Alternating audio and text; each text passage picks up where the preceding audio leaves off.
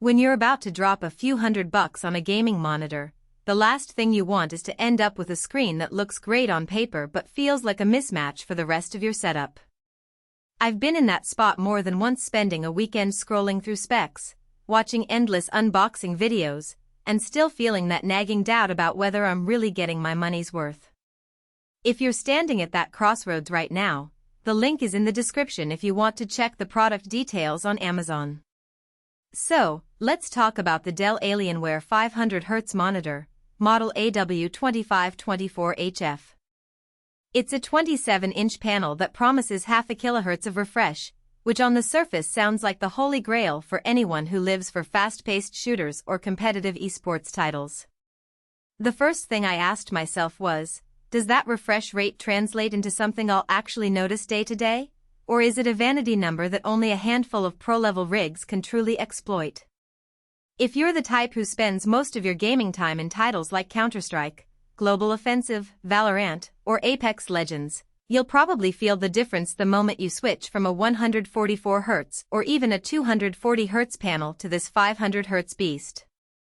The motion feels smoother, the cursor glides with a kind of buttery fluidity, and those split-second reactions become a touch more reliable. In my own test runs, I paired the monitor with a top-tier RTX 4090, cranking settings to max, and the frame time stayed comfortably under the 2 millisecond threshold that the monitor advertises. What that means in practice is that when you're sprinting across a map and a sniper snaps a headshot, the visual lag is so minimal you actually feel the impact in your hand, not just on the screen. But here's the trade-off: to truly reap the 500Hz benefit, you need a GPU that can consistently push well over 200 frames per second at 1080p. If you're gaming on a mid-range card or you prefer higher resolutions for more detailed worlds, you'll end up spending most of that refresh budget on duplicated frames that don't add any perceptible advantage. In that scenario, the monitor still looks fantastic, but the headline feature becomes more of a marketing flourish than a daily win. Another practical point is the input lag. Dell lists it as impressively low, and in real-world testing it sits in the single-digit millisecond range when you enable the monitor's fast mode and use a DisplayPort 1.4 connection. For competitive players, that latency is a game-changer, especially when you're playing on a 1 millisecond reaction window in high-stakes matches. However, you'll need to make sure you're running the monitor at its native 1080p resolution and that you've disabled any post-processing features like motion blur reduction, which can reintroduce lag. Now, let's talk about the everyday experience.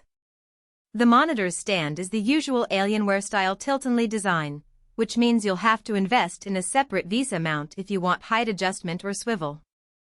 That's not a huge hurdle, but it's worth noting because many gamers appreciate being able to dial in a perfect ergonomic position without extra hardware. The screen's color accuracy is decent for a gaming-focused panel. It covers a good portion of the sRGB gamut, so your games look vibrant, though it's not calibrated for professional color work. If you dabble in photo editing or video grading, you'll probably want a separate reference monitor. One of the more subtle strengths of the AW2524HF is its Alien FX lighting integration. The edge lighting can sync with your game's events or your system's RGB ecosystem, creating a more immersive environment without being overly flashy.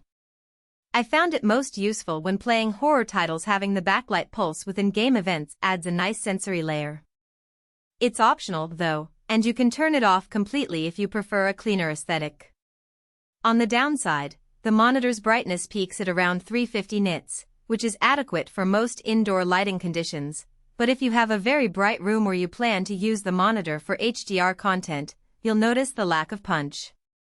The HDR support is limited to HDR10 with a modest peak brightness, so the HDR experience feels more like a mild boost rather than the cinematic quality you'd get on higher-end panels. Also, the speaker array is essentially non-existent, which isn't surprising for a monitor in this price tier, but it does mean you'll need external audio if you want anything beyond basic system sounds. Who should consider buying this? If you're a competitive FPS or Battle Royale player who already runs a high-refresh-capable GPU and you care about shaving every millisecond off your reaction time, the Alienware 500Hz monitor is a solid investment. It also makes sense for streamers who want their audience to see ultra-smooth gameplay without needing a separate capture card for high frame rate output. The monitor's low input lag and high refresh combine to create a viewing experience that feels genuinely ahead of the curve. Who should skip it? If you're a casual gamer who enjoys story-driven titles, RPGs, or